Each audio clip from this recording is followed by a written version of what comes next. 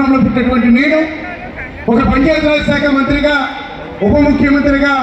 జగన్మోహన్ రెడ్డి గారు తనకు పక్కన కూర్చోబెట్టుకునేటువంటి స్థానం నాకే కాకుండా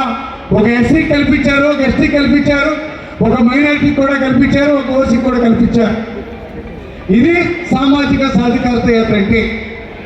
ఈ రాష్ట్రంలో ప్రతి పేదవాడికి కూడా మేలు చేకూర్చేదానికి ఏదైతే జగన్మోహన్ రెడ్డి గారు తన సుదీర్ఘ పాదయాత్రలో 3648 కిలోమీటర్లు పాదయాత్ర చేస్తున్నప్పుడు నా అమ్మకి తాతకి ఏం చేయాలి, నా అక్క చెల్లెమ్మకి ఏం చేయాలి, ఆవిడ పుట్టినటువంటి పిల్లల్ని ఏ విధంగా చదివించాలనేటువంటి ఒక మంచి ఆలోచనతో చిన్నపిల్లల్ని చదివించే కార్యక్రమాన్ని ఏదైతే మీకు పుట్టినటువంటి పిల్లల్ని కేవలం మీరు బడికి పంపిస్తే చాలు, పిల్లలు చదివించే కార్యక్రమంతో కూడా మీ తోడ పుట్టినటువంటి అన్నదమ్ముడిగా ఆ పిల్లలకి మేనమామగా బాధ్యత తీసుకొని పిల్లలకు కావాల్సినటువంటి యూనిఫారం దగ్గర నుంచి ఒక కార్పొరేట్ స్థాయి పాఠశాలలో చదివేటువంటి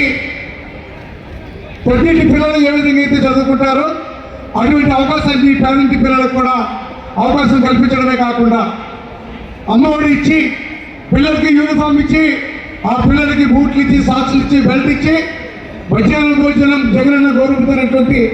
పథకం పెట్టి పిల్లలందరూ కూడా ఒక ఉన్నత స్థాయి చదువులు చదివించడానికి శ్రీకారం చుట్టినటువంటి నాయకుడు